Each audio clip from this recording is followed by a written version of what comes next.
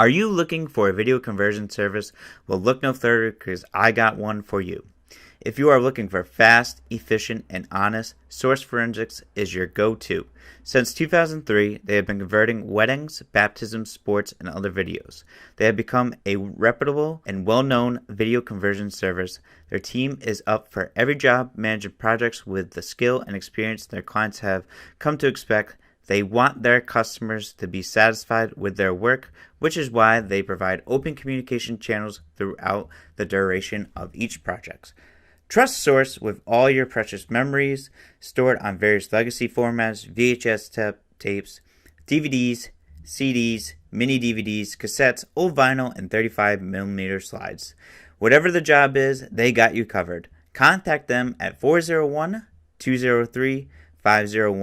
Again, that's 401-203-5019, or visit their website at www.sourceforensics.com. Again, that's www.sourceforensics.com.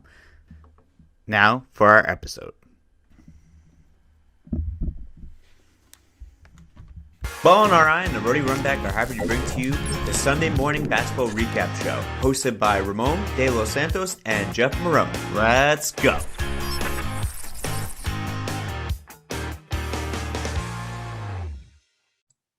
All right. Welcome to the morning recap show. I'm your host, Ramon de los Santos, and Jeff Marone. We had a crazy day, Ramon. How about that? What do you think? Yeah, busy day of basketball around Island. Games from noon all the way till 8:30 now. It felt like you had mentioned it on your Instagram when you posted all the games. It felt like March Madness again. We just had to watch I don't have enough TVs. I don't have enough screens to keep up with all the games. Definitely. That's awesome. But so we changed our format a little bit. We're going to do something a little bit different. We're going to go D3 games first, and then Ramon's going to show his power rankings, and then we're going to go D2, power rankings, D1, power rankings, and state power rankings for everyone. So let's get right into it. Let's go right into the D3. We're going to start with Block Island versus Exeter West Greenwich. This one was 73-52. EWG was led by their sophomore guard, Lucas Panchetta, 18 points, and senior Sean Couture throws in 6 points, and Carter Brown and Dan Cullen led the Hurricanes, scoring with 15 and 18. What are your thoughts on this game? How big of a win is this for EWG? Yeah, I think EWG finally under Coach Duff, they've kind of established themselves as a legit team. So they've had a couple rough years in the past, and now this year, they're here to play. So you would expect them to be Block Island, but that's what good teams do. They beat who they're supposed to be, right? So great start by Lucas. He's been kind of their leading scorer throughout the whole year. And they have a couple of veteran guys that are just ready to play. For Block Island, it's been a kind of tough going in all the games they've playing over here. I mean, they're at a little disadvantage, right? They have to come over in the ferry every time. But Dan Cullen and Carter Brown, they can ball. They might not have the depth to kind of keep up with some of the teams, but those two guys can definitely ball. Yeah, they look pretty good. And EWG has a good matchup coming up on Wednesday against Scituate, so that's going to be a very interesting one for the standings of D3. Yes, definitely. We're going to jump to now the St. Patrick's game versus North Smithfield. St. Pat's won this one 53-41. St. Pat's was able to bounce back on senior night. They're led by senior Ricky Fonseca. I think I said that right, with 21 points and 14 boards. And now North Smithfield dropped 2 losses back to back. I mean, what are your thoughts on this game? Oh, it's an impressive win by St. Pat. So I think a couple games ago they had to play without Keith Wilson, who's kind of their top player, top scorer. And I think the rest of the team, were able to feel like, we can do this. Hopefully they're gonna have Keith the whole year. But even it kind of gave them a little more confidence. And some people like Ricky had to step up, and he's continued to do it. I think Keith got in foul trouble, might have gone down with an injury this game. But they were still able to pull it through because, that's a big win because North Smithfield could have stolen another one here. Yeah, North Smithfield has had some good close games. And like you said, I think they're kind of learning to play without Keith when, if he either gets in foul trouble or I know he went down with an injury in this game and kind of sat out the rest of the half. But, it's good to see them, bounce back and see a bunch of guys step up with, when they don't have that, who Keith is a scoring machine. We already know that he's averaging 25, 27 points per game. He's crazy. He's a scorer. He can do that. I actually coached Keith a couple years ago, and that's one thing you can never have to worry about. Just, hey, Keith, just go to the basket. Yeah. He's great. He's great. He makes some great passes too. I was watching the game. He made like a behind the back pass off the top of the key to one of the guys down low. It was pretty. I wish I caught that one, but it's cool. It's been great for St. Pat's. Now we're gonna jump to West Warwick versus Scituate. Big game here in the D3. This was, I think, like the biggest matchup.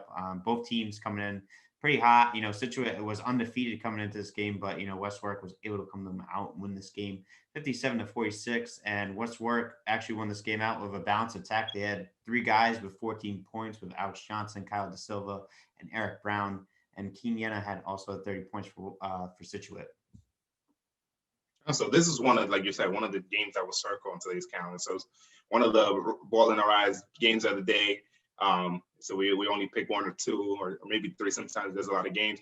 This is the one that was definitely circled because then you have a 4-0 team versus a 3-1 team that lost a close game. So this is definitely going to be a good game. Actually, the fans must have known what was going to happen because they voted 59% to 41% West Warwick were going to win, and West Warwick was able to pull off the win. So this was a very big win for West Warwick. Obviously, Scituate had started out really hot, and this would have been an even bigger win if Scituate was able to pull it off. But I think with West Warwick getting the win now, it shakes up the rankings in D3. So we'll definitely have to see how that fits in. I'm excited. I'm excited to see these rankings, to see the shakeup. I was thinking about that too today because I knew you had Scituate in there. Yeah, no, that was definitely a pivotal game in deciding, who was going to fall and where. Because if Scituate wins, and now should Scituate be considered for the top overall spot in Division 3? Now, if they lose, now West Warwick, they had 1 loss, but they were originally the top team. So how high up do they go? So it makes a lot of difference. So we'll see. Yeah, I'm excited. D3 is close. There's a lot of close teams that a lot of teams are in there right with each other in all these games. Definitely. And now let's go to Blackstone Valley Prep versus Ponaganset. Blackstone Valley Prep wins this one 66-53. First of all, congratulations to Xavier Mendez, who joined the 1,000-point scorer club on this one on a putback layup. What do you think about Blackstone Valley Prep and Xavier's 1,000? Congrats to Xavier. A really good guy, big body, gets to the basket, gets so many rebounds, scores at will. Very big achievement. This is what the 4th 1,000-point score we have this season so far. So definitely happy for him. He works hard, and then that whole Blackstone Valley team is pretty deep. So they were already kind of really good before Xavier came back. Now that Xavier's back, Xavier plays in the middle. He can rebound and then start the fast break, and they just have so many athletic guys, and they can all shoot too. So they're going to be a tough out. So they had a couple of losses early in the year. If they can put it together and sneak into the playoffs, they're going to be a tough out. So that's going to be a team to watch for. And then Ponaganset, they have a lot. They have some good players. So they can shoot. So they were shooting it, but I think they couldn't handle the size. And then in the second half, kind of Blackstone Valley was just kind of able to just drive it down their throat. So yeah. And let's go to Davies versus Paul Coffey School. Davies wins this one 93-44. The Davies continues to roll in D3. They're 5-0, and Raheem Rainey continues to scoring streak, adding 23 points. What are your thoughts on this game? And what's up with Davies? Davies is doing well. So Davies keeps winning the games they're supposed to win. So I'm looking forward to see Davies play, one of the top teams in Division 3. But Raheem is, if not the best scorer, he's one of the top scorers in Division 3 and one of the best players. He's just so tough, right? And like I said last week, defense is focused on him 100%. So teams scouted and they say, "Oh, we just got to stop Raheem and we can win." And they try, they double, they box in one, and he still gets his numbers. It's crazy. It's crazy to watch. I think, what is he at? He's got to be 27 to 25 points per game. Last time I saw it, he posted or something like that. Yeah. So 23 looks like he might have had a bad game if you see. Yeah, exactly. What I would do to score 23 in a game. We'll go to Moses Brown versus Highlanders. It's the last game for Division 3. Moses Brown wins this game 44-29. Moses Brown is now 2-3 on the season. And, Highlanders had a pretty rough introduction so far into the D3, but, they're playing, and that's the most important thing. Definitely. No, Moses Brown starting to step it up. And when the season started, preseason, we had Moses Brown, top 5 team in the Division 3. They have some talent, so they might be able to kind of work their way back up. They're going to have a tough road to get there. But they're winning some closer games. They beat, Mount St. Charles the other day, which was a huge game. Freshman Darius was able to, make a floater with like 40 seconds left. That would prove to be the game winner. They just have a lot of kids stepping up. And then Highlander, like you said, they have a tough introduction to the Rhode Island Interscholastic League. But the good thing is that those kids are getting into play, right? So they, I know they have Coach Willer over there, who's a great guy, goes above and beyond for his players. And he's just making sure that they're at least able to play. They're going to, this was a closer game than they've had some of the other games. So they're going to get one this year. I'm confident they're going to get one this year. We'll just see who it is against. Yeah. It'd be very interesting to see. And, I think they'll be there in a few years too as well under their coach. Now we got to see those. Now let's see the power rankings for D3. I know everyone's excited who's in Division 3 to see these. Yes, let's see. So as always, power rankings, doesn't just reset week to week, right? So there's all relative to previous week. Remember what the power rankings were last week, and then based on what happened over the week, that affects everything else, right? So we mentioned one of the most pivotal games today, Scituate versus West Warwick. West Warwick ended up winning that one. So that had an effect. So the number 5 team in Division 3, Scituate, right? So I think there were 3 last week. That loss kind of brings them down. They would have won. They would have been, top 2 team for sure in Division 3. And they, I'm sure they could still get there if they win the next couple games. But that kind of brings them down a couple notches because other teams do have to be above them. But, still a good start for Scituate. We number 4, West Warwick. So again, now they're both 4-1. There was no way I could put Scituate above West Warwick when West Warwick just beat them and they're both 4-1. It's happened before, but in this situation, I don't think we could have made that happen. So West Warwick is number 4. And again, West Warwick started as the number 1 overall team in Division 3 preseason. And I can see them working their way back up. They have a really good team. Yeah. Number 3, Proud. Proud is quietly creeping up the ranking. So they're winning some good games. John Estes is on fire. Coach Felicetti has those guys working as always. And they're winning. They're 4-1. They didn't lose this week, so they're able to move up because some teams lost. And then top 2 teams will either be, Times 2 Academy or Davies. Times 2 was number 2 last week, and West Warwick was number 1. West Warwick lost, so they had to move down. So I think automatically that puts Times 2 at number 1 because they get to move up now since West Warwick lost. And Davies number 2. Davies hasn't lost a game. Times 2 hasn't lost a game. So they're both, 1 and 2 very close. Hopefully they get to face each other soon, and we could see maybe a shakeup in Division 3. I know that'd be awesome. Like I said, I think I'm going to start a petition to get these ranking numbers on the scoreboards for everything. So it makes it more like NCAA.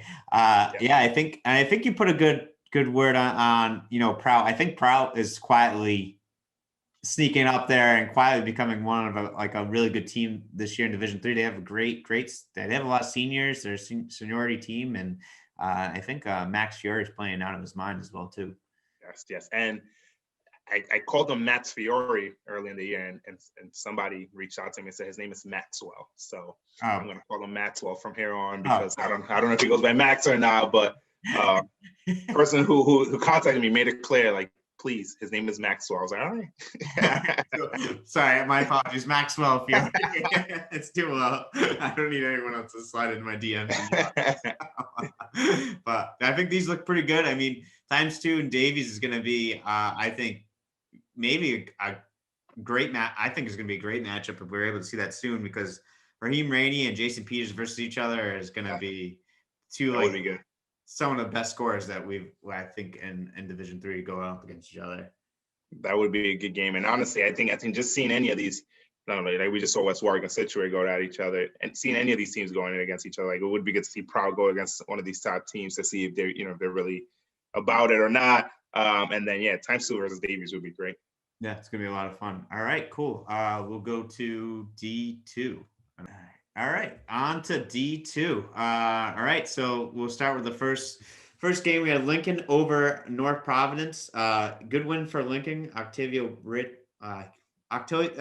up 35 points in this one. That's back-to-back nights for him for putting up 30. He's tough, man. And, Lincoln, they win this one 70-54. Yeah, so Octavio Berto last year, when I kept having him ranked in top 10 in his class, whenever we would have like awards that we give out, he would get some of them because they were winning a lot. People just say, "Oh, it's because he's in Division 3. He's in Division 3. It's easy to score in Division 3." Now they're in Division 2, and he's scoring just as much, maybe more. He's scoring more now, and against better competition. So he's solid. He's legit. He's somebody who's going to be able to play at the next level. He's long. He can shoot. He can drive. He can dunk. So yeah, he's going to pace Lincoln, and that's a big win over North Providence. But Lincoln is going to compete in Division 2. Yeah. He's a great player, and he had 32, I think, on Friday night against the Division 1 team, Cumberland. So he's still, like you said, he can score at any level. He can, and he can rebound, and he can pass it. He's good. He's a really good player. All right, let's go to Rogers versus Timberton, and one of the Islands rivalry games. Rogers is back in action. They win this one 62-36 over Timberton. Roshan Fleming with 24 and Isaiah King had 23 points. Good scoring matchup. Good scoring between those two. What are your thoughts on the Rogers game and them getting back in action actually for now? No, that's a big thing. It's good to see some of these teams get back in action. I think Rogers, Middletown had a little late start. But Rogers is legit. Roshan is really good. Ever since he came over, he came from New York City. I was told, oh, there's this new kid from New York City. Look out for him. And I was like, oh, he's good. But again, he's another kid who, see him playing Division 2 now. He's still doing what he does. It's just, there's certain players, whoever you put in front of them, they're going to play just as good. So it's not their fault they're playing, whatever division. So Rogers is going to be good. Hopefully they can get enough games in, for the rest of the year. I think they're going to have to play a lot of games over a short amount of time. But hey, at least they're playing, which is what is important. Tiverton's having a tough year. Tiverton is losing a lot of games. We're used to seeing Tiverton be one of the top teams, but they're having a tough year. But good game overall. Yeah. And then we'll go over to the other rivalry on the island is Portsmouth versus Middletown. Portsmouth wins this one 64-41. They win this game by 23 points and they're led by Benny Hurd with 27. What do you think about this one for Portsmouth? I think this is like 4 in a row for them right now. Yeah, so Portsmouth is coming right back to where they should be.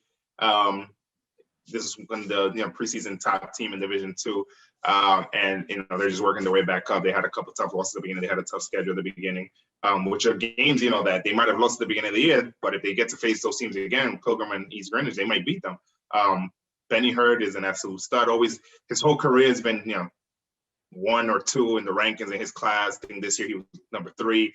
But he's a go-getter. He could play at any competition, any level of competition. I've seen him play, from the Rhode Island High School League to when he plays for Expressions in the AAU circuit. He goes all over the country. He plays against the top players in the country. He's still Benny Hurd, so he's a good player. Yeah, he's a great athlete. I mean, also plays football too. Good quarterback. Yeah. one kid that it's good to see that he stayed in his hometown because that's one kid where you could easily have seen him go. He plays football and basketball. Cut it down to Hendricken or LaSalle. But good to see him play for his hometown. Yes, that's awesome. And then we go to Pilgrim versus Coventry. Coventry also back in action. This is, I believe, their second game of the season. Pilgrim beats Coventry 63-43. Pilgrim's also getting a roll, and they were led by Kenny Ricks tonight with he had 5 3-pointers with 20 points, and then Tyreek Weeks with 16 points and 20 boards. And then Pilgrim is on a 4-game winning streak as well. Yeah, no, Pilgrim is good. Pilgrim is deep, well coached, a lot of talent. It's crazy to think, basketball is like Kenny's second sport. Like, he's a better baseball player than a basketball player, and he's over here, hitting 5 threes in a game, and he can shoot it. He can shoot it, and then just having Tyreek Weeks in the middle just opens it up for everyone else. So they get to shoot a lot, whether it's Kenny Riggs or Reminder or Peter Kay, they all get to shoot. And then Tyreek finds a way to get his. Like last game he had 29, I think it was, and I remember telling his coach, like, that's the quietest 29 I've ever seen, because I watched that whole game. I was like, when did he get 29? Like, I missed it. Yeah. It's just, he gets a lot of boards and he just puts it right back up. So 20 boards, I'm not surprised. And yeah, Pilgrim lost that first game against EG, but they just been winning, and hopefully they'll collide again with EG and Portsmouth. Yeah, be a very interesting matchup to see those guys when they meet each other. And then speaking of EG, we're going to go to the East Greenwich versus Tollgate. East Greenwich wins this one 58-43. This was their senior night, and it was a great game played by all the seniors. This makes 5 in a row for EG. Also, congratulations to Jack McMullen, who had 1,000 points this week. He had 25 in tonight's game. Yeah, no. Congrats to that whole class. There's a lot of kids who I remember when they were coming in, I was like, oh, EG, like they were excited for that class, and they haven't disappointed. You know, they're pretty good. And yeah, Jack McMullen, congrats to him on his 1,000th point. Had his birthday too last week. His mother actually bought him a ball in a rice shirt for his birthday, so I was super excited about it. But no, great guys over at EG. And yeah, they just keep winning. So they've played a lot of the tough teams. So I haven't looked too far ahead of the schedule because I know a lot has changed.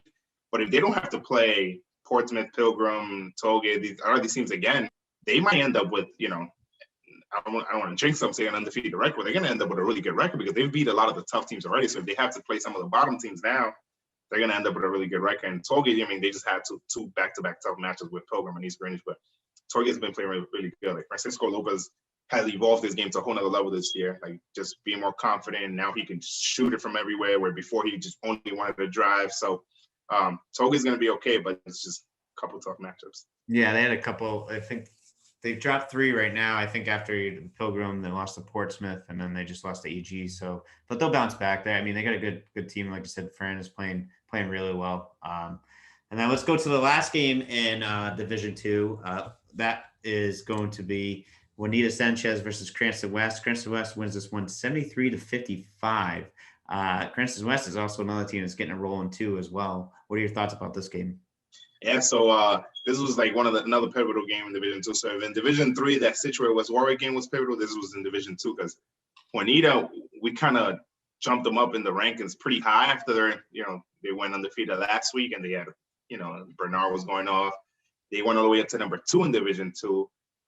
Some people might have been surprised, and then they lose 2 games this week. So now with losing to Cranston West, it's going to be tough for them to stay in the rankings because I think, that's kind of one of the games that, we're waiting for to find out, who should be in the rankings. Because if Juanita wins and they only have 1 loss, and, that's something to consider.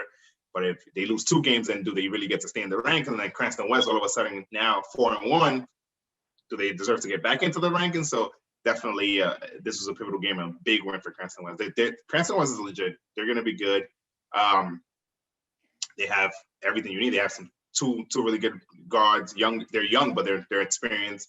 They have, the kid Khalil Badru, I think is his last name. Yep. The rebound machine. That kid gets up so high, and they got some size. Other big guys, and Ethan Ryan and other guys. So they're going to be good. They're going to be a really good team. Cranston West, I think, defense is so tenacious, and I think I've heard so many other coaches talk about their defense, and the way they play is just unbelievable. And it's like, they started off a little rough, but now they're getting it going, and they're going to be interested to see how the rest of the season goes for them in Division 2. All right, now we got to see those power rankings to see what's the shakeup, what's going on, because I know you mentioned Juanita's. We know we had them up there.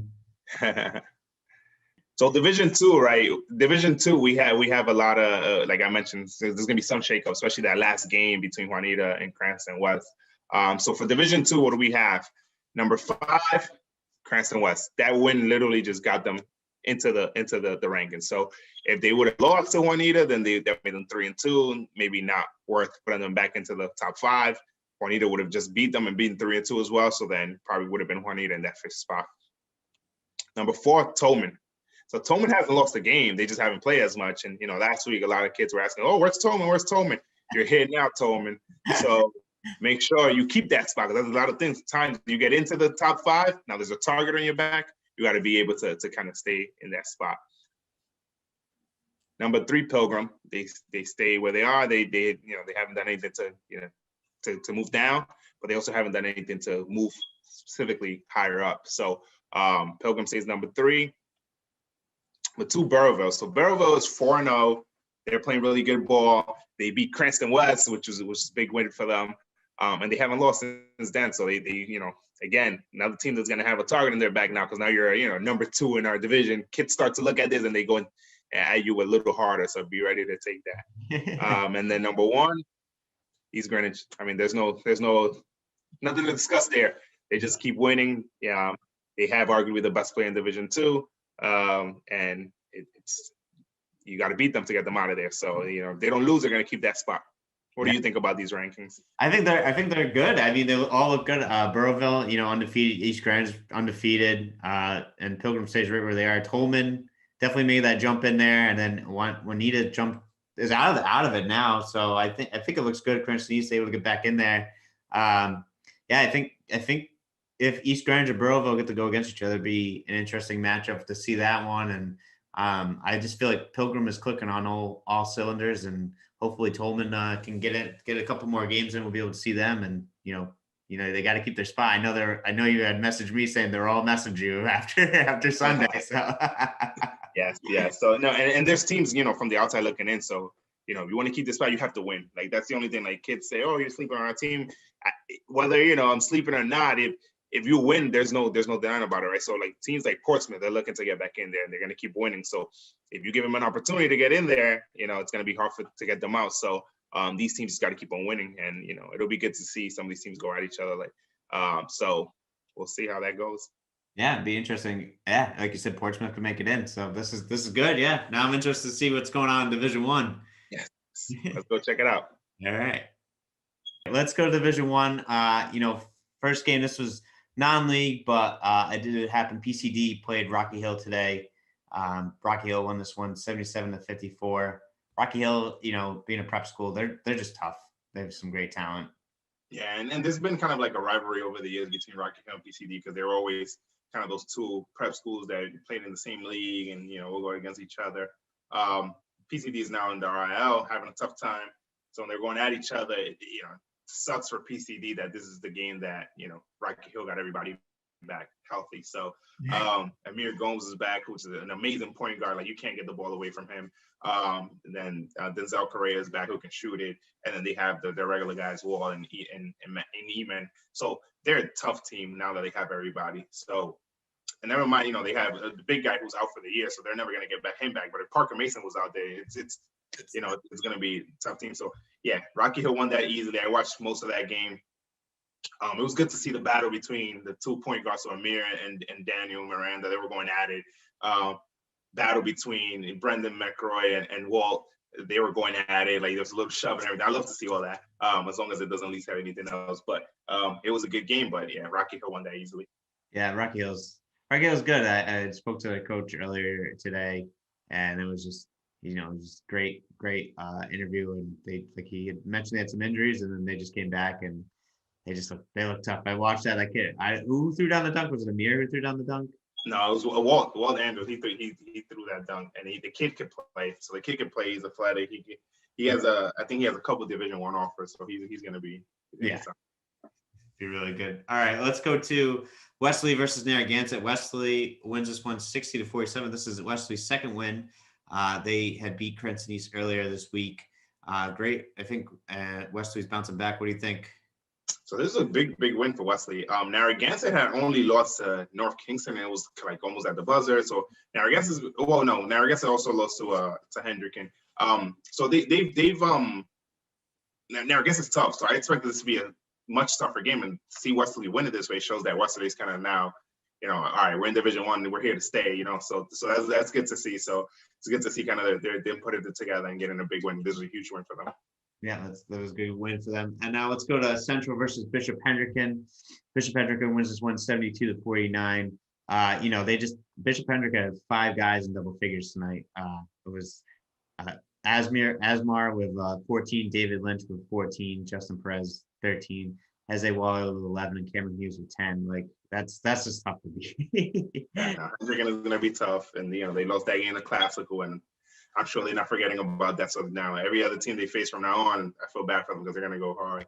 But yeah, like you said before, this team is just very interchangeable. They can have one guy lead one game, another guy lead another. Kid Asmar is amazing. He's going to be really, really, really good. He's just a sophomore, and he's like their starting point right now, and he's going to be really good. Lefty.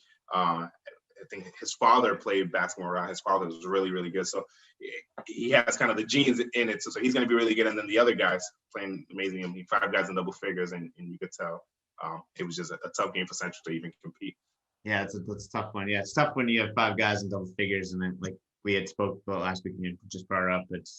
when you have interchangeable leading scorers, it's tough. It seems like they share the ball very well and just a very good team overall. Let's go to South Kingston versus North Kingston in this rivalry game.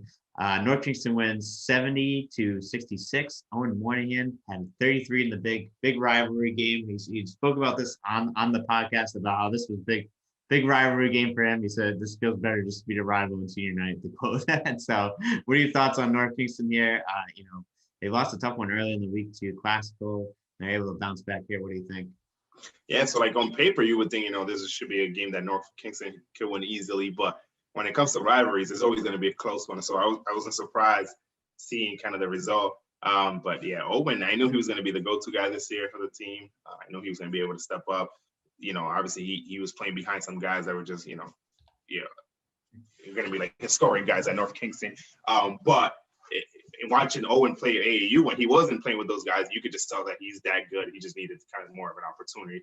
So it was good to watch. It was good to see SK step up and take the challenge on. So it's always good to see a rivalry, but I expect the North Kingston to win, and they did, which is good because they would have lost that game. And I was like, oh, so I understand you lost against some of the big dogs, but now you lose to South Kingston as well. So it's a good game, but it's a good close game, and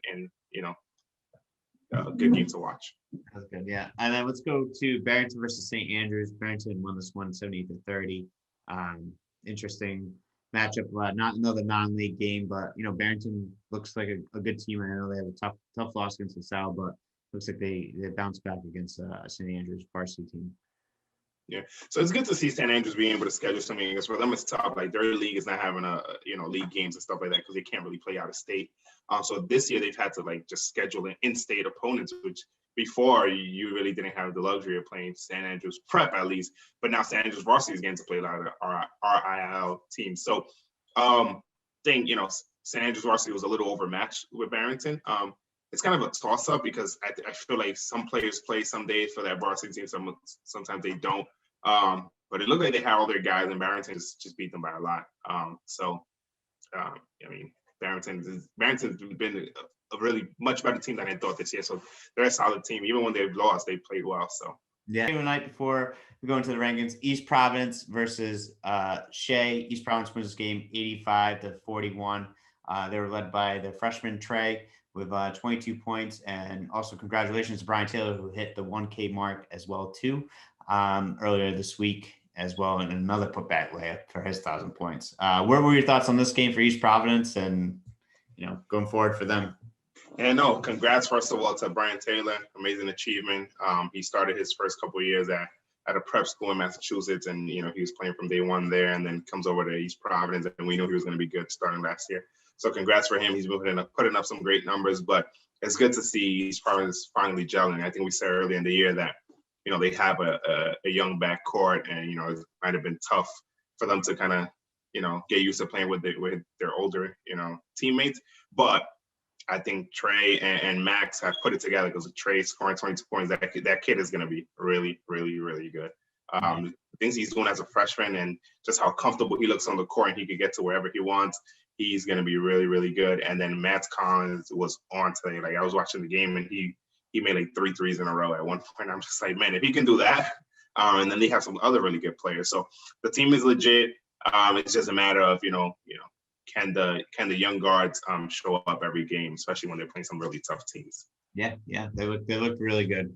All right, and let's go to the final game in Division One. Classical versus Cranston East. Classical wins this game 82-48. Classical is just rolling in Division One. They're 5-0 right now. They just look tough. I don't know. They just look really, really tough. They're just aggressive and play really, really good basketball. No, honestly, and it's tough to say, and it's not. I don't think it's a bold prediction, but I've been saying it from the beginning. I feel like Classical may have the best starting 5 in the state. They beat Hendricken, by a basket. So you can't say, one team is completely better than the other. They haven't played LaSalle, so you don't know who's better. But from just from just who has the best starting 5, I think they have everything you need. So, Marquise, amazing point guard, athletic, can shoot, can get to the basket, gets everybody involved. And they have, the kid, Ned Fitzpatrick, who can handle the ball, can shoot it, just very composed player. Yeah, Stanley Ure, who's just an amazing player, getting a lot of buzz, So after that game he had against St. Andrews Prep the other day, I got a lot of, messages from coaches, prep coaches, college coaches. We put a little mints out for him because that was really impressive what he did there. But he's that good and he can be even better. Then you have Alexis at the 4, who was one of the best additions that they could have had there because he can play. He plays a little bigger than even his size actually is, and then he can shoot it as well. And then Evenson at the 5, who's really good and is kind of more of a long-term prospect, but he can handle the ball, he can shoot it, and then he can block a lot. He doesn't get. I don't think he gets enough credit for his defense, but. So they have a legit starting 5, and I think Cranston just didn't really have a chance against them today. So Classical is rolling. I'm excited to see when their next big battle is. I would want to see Mount Pleasant play one of these teams. So yeah, I feel like it's like a 4-way. I feel like it's 3. It's like Classical, LaSalle, and Hendricken are like right there, and then that last spot's either Mount Pleasant or North Kingston. So it's going to be interesting how Division One's going to play out, and we got to see what the power rankings say too as well. So let's see what we got. So I think Division.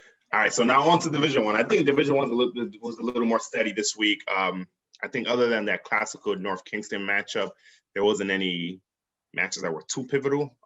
But let's see. But I mean, with North Kingston losing. It begs you to think about whether they need to come out of the top 5 ranking, but then who comes in, because there's a lot of opportunities. So for Division One, for that 5th spot, there was a couple possibilities. So Central was 3-1 before they played Hendricken. They lost to Hendricken though. So do we put in a team that 5th spot that just lost? Cumberland 3-1.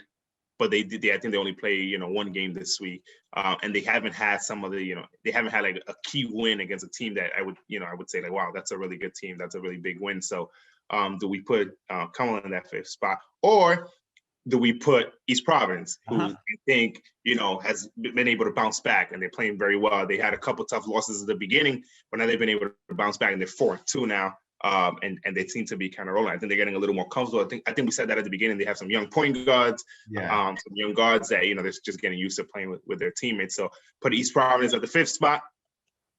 Number 4 still Hendricken. Number 3 still Mount Pleasant. Number 2 still Classical. Number 1 is LaSalle. Nothing has changed in that top 4 spot. They all won. They all won out the week. We need to see these teams play each other. So I don't know if there could be a change to the schedule. Let's call it audible. Yeah. Let's make these teams play each other. I think LaSalle was supposed to play some of these teams early on before the season got postponed. So LaSalle hasn't played any of these teams. So I need to see LaSalle play somebody, real tough to make sure that, they are real. And I think they are. They're really that good. But we need to see them play somebody, in this top 5 list. So hopefully that can happen. What do you think about these top 5? I still think Classical's my number 1, but then LaSalle. But I think you pretty much have it right there. I mean, East Providence definitely, starting to turn around in the season, and they're playing really good ball. But I like I said, I want to see Classical versus LaSalle. LaSalle and Barrington game was close, and then LaSalle's defense just turned it up, and they looked really good defensively. Those, like you had mentioned, those guards, Rafa and Dimitri, just like really kind of turned it up like big time on the second half. And I don't know, they look good, but Classical, I don't know. Classical's still my number 1, I think, right now. And I think they're a tough team. They got 5 great players, as you mentioned before. But Hendricken and Mount Pleasant too. I don't know. These are all. This is tough. I mean, this Division One's definitely. It's tough because I think these are all interchangeable, and you could all make a case for all these guys. No, definitely. And I think, like you said, Mount Pleasant is tough as well. And it'll be good just to see them play each other. So whenever that happens, I think it'll be good to see Mount Pleasant play one of these teams, because Mount Pleasant as well, I mean, they play some good teams, but they haven't played, any of the other top 4 teams. It was only that Hendricken Classical game that was the most pivotal one so far. So it'll be good to see some of these other teams play each other. Or if not, if we actually, knock on wood, have a full playoff, then they'll see each other then. So that'll be good to see as well. Yeah, definitely. And I think, what's it, Hansel? Hayes had got your message because I think he had a couple big games this week. Yeah, so he's tough player. I think he heard you say he could go off. So I sort of thought about that when I started some of his points. No, he's really, really good, and I think he can play against anybody. He can play with against anybody. So he's gonna be, what moves that team. And they have some talent. So it'll be good to see. I would love to just see, like a battle royale between these top 4 teams. That would be fun to watch. Yeah, definitely. It'd be really good. All right, what do you got for the state? So for the state, like I said, it always kind of just works itself out depending on how the divisional rankings work. The big decision usually with the state rankings is, how many Division II teams get in, and does a Division III team ever get in? So the last time a Division III team got in to the top 10 for the state was Tollgate last year, or was that 2 years ago, when they were like pretty much undefeated the whole season. And I was like, when do I put them in? When do I put them in? And it got to a point where I felt like they could have beat some Division II teams. So like, they need to get in there. And they got in there and they stood in the 9th or 10th spot throughout the whole year. And then they did good. But it's tough to get a Division III team in there. And then how many Division II teams you get in there? So the top spots usually work each other out, just from Division I. And then I think East Greenwich gets that 5th spot. They're that good. I think, they win the head-to-head against East Providence today. It'll be a good game. It's not like, oh, they're Division I, we're going to lose. Like, East Greenwich is that good that they can compete with Division I teams. Then East Providence gets that 6th spot. Burrowville jumps up 2 spots. And just nature being the second team in Division II gets that one. Pilgrim gets a 3rd spot. And then, normally here is where it gets tricky. Do we add some additional Division I teams? Does another Division II team get in? Then North Kingston, right? So they dropped 3 spots, even though they lost this week. They lost to a really good team. They lost to, arguably what could be the number 1 team in the state. So I still think, regardless of just their record, they're really that good. And they were, I think, 6th last week. So just that one loss to the top team in the state by 1 point, when they could have easily won that game. So that game went to, they actually had a kid at the line, with 2 free throws with 2 seconds. So if that kid makes those 2 free throws, they could have won that game, right? Yeah. So I think they still belong there. And then number 10, honestly came between Tolman, who would be the 4th team Division II, or another Division I team, which I think was looking inside, maybe getting into that top 5. So we get it to Cumberland. All right. So that's a big spot for Cumberland, right? So yeah. Cumberland's been doing it without some of their better players. So Colin Moraes, who's their best player, has been out all year for unknown reasons.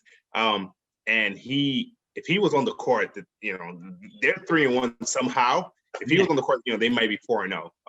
So, and then Khalil Fofana missed the last game as well, and they're still 1. So Jackson Walsh and some of those other guys, Jack Proctor, Seth Hansen, they've been playing really, really good, keeping the team afloat, regardless of who's out there, who's not. So you got to give them credit for being there. But now you're in that 10th spot, you're in the top 10 in the state, people are going to come after you. So they have, they have some good games this week, so they got to keep winning.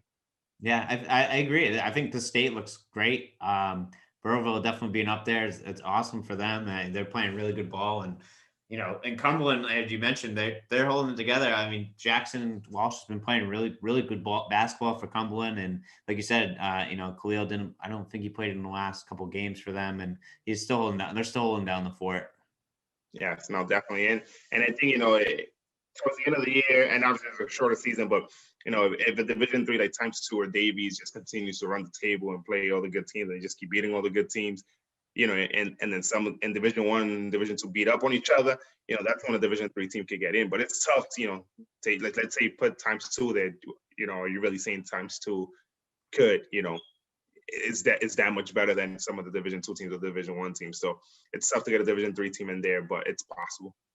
Yeah. We'll see what happens. I mean, if Davies and ×2, like you mentioned, keeps playing the way they're playing, they could sneak up in the state to make the top 10.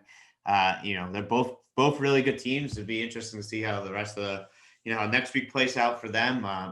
It's I think these are great. I know everyone looks forward to these. They're very exciting. And like I said, I'm still trying to work on that petition and get that number 1, those rankings all together on the thing. But this is awesome. I mean, I think, another great week of basketball. And just a quick note, there's only 2 of us, so we're only able to cover the recap games from Saturday. It's tough to recap all the games during the week. It can be, there's a lot going on. We still have other jobs outside of basketball, but we're happy to do our best, our best to give you guys our best for everything, just to let everyone know. And then so you're doing a great job with what you're doing. We try to add the ball in our eye, keep all the information out there. People look forward to. But yeah, I mean, you kids just keep doing what you're doing, keep playing the games, stay healthy. So the season, there's teams are luckily it hasn't happened yet, but there's teams you're going to have to quarantine, and you have to quarantine a 6-week season. You pretty much your season's over. So stay healthy, make the right choices. It sucks that you have all this responsibility, but you choosing, to play pickup basketball on the weekend, could cost your team, their season, right? So try to be smart. It sucks, I know, but just get through the season. And looking forward to this week. I mean, I think, it'll be good. I think I was looking at the schedule now. Cumberland is playing Mount Pleasant this week, so now we'll have a 3 versus 10 matchup. That'll be good to watch. And so Davies is playing Scituate this week, so there we go. We want to see Davies play a good team, and there we go. We get to play Scituate, so there'll be some shake up there as well. I'm trying to see what else. So yeah, a lot of good games. I think it'll be good to kind of just see that. Yeah, East Providence playing North Kingston, so something's gonna happen this week, so we just got to get to watch it. I know it's gonna be fun, and I think, like you had mentioned, everyone just make sure you wear your mask. It's to protect yourselves and protect all those around you that you're playing with, and just keep doing what you're doing on the season. And there's some good matches coming up this week as well too, so very exciting games of the week that we both agreed upon that we thought were games of the week that were coming up, because like I had mentioned, we're not able to cover every single game before we sign off. So go ahead. What do you want me to list them out and then your thoughts, or? Yeah. I think if you want to just start with Division 3, name the kind of the game where you agreed on, and then we could just talk about it. All right. Yeah. So Division 3, we'll have Davies versus West Warwick. That's a good matchup. That's a rankings matchup right there. I think this is going to be a good one. Davies actually plays a team that's in the top rankings. What are your thoughts? Yeah. So I was saying Davies has been winning the game they're supposed to win. They're going to have a nice little schedule this week. So they play West Warwick, and then they also play Scituate this week. So they're going to play. But I think that Davies-West Warwick game is going to be a really good one. 2 versus number 4 in Division 3. It'll be good to see Raheem Rainey go against, West Warwick. They have a really good balanced scoring attack. And West Warwick is looking for that number 1 spot again. So this is a way to get it. If you beat Davies, that's going to jump you up a couple spots. Yeah, definitely. All right, now let's go to our D2 matchup, Tolman versus Cranston West. Another good matchup, another rankings matchup. What are your thoughts on this one? Yeah, so that'll be where Tolman will get to show if they're real or not, right? So Tolman is undefeated now, but who have they beat, right? So now you get to play a tough Cranston West team, 4 versus 5. Cranston West beats you, they get that spot. So if you want to keep that spot, you got to get that win against Cranston West. All right. And then finally, I think one of our wishes that came true. We got Mount Pleasant versus Hendricken on Wednesday. This is, what is it, a 3 versus 4 in this matchup? What are your thoughts? Now, so that's going to be a really game. Like I said, I want to see Mount Pleasant play one of these teams. So they're going to get to play Hendricken. Mount Pleasant usually is just more athletic, more talented than a lot of the teams they play. Now they're, facing a team that's just as athletic, just as talented. It'll be good to see what Mount Pleasant has. So we know Hendricken is going to be good. We know Hendricken is going to come to play. So it'll be good to see, if Mount Pleasant can give Hendricken their second loss of the year. Yeah, be awesome. We'll get back to those games on the next recap of next week. This has been a great, again, I'm glad that we're able to team up, and I appreciate you, coming on, making this happen. And, we were able to do this. So much great feedback from the first one. So hopefully we continue to get that feedback. I know I got some dislikes on YouTube because I'm sure people were upset about the power rankings, but it happens. But this has been a lot of fun. Likewise, man, I'm enjoying this, and yeah, let's continue to do it. And hope you guys love and agree with the rankings. Yeah, we'll find out next week. So thank you very much. All right, take care.